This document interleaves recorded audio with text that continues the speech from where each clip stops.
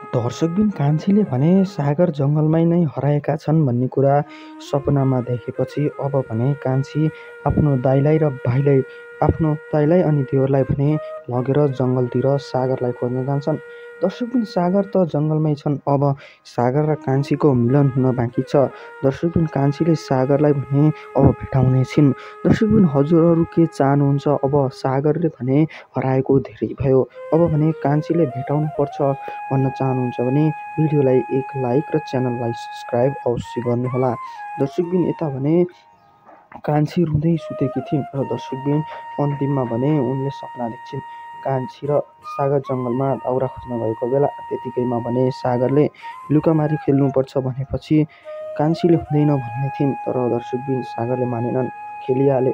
दर्शकबिन सागर भने त्यहीँबाट भिरबाट गिरे जस्तो उनले सपना देख्छिन्, यता हराएको सपना देख्छिन्।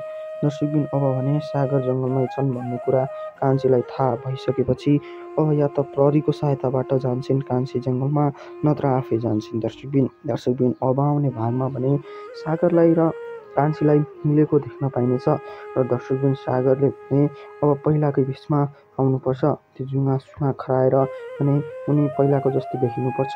दर्शकबिन अनि गाउँतिर जानुपर्छ र आफ्नी आमालाई अब सबक सिकाउनुपर्छ। दर्शकबिन आफ्नी आमाले त्यस्तो गरेर छोरालाई मार्न खोजेकी थिइन्।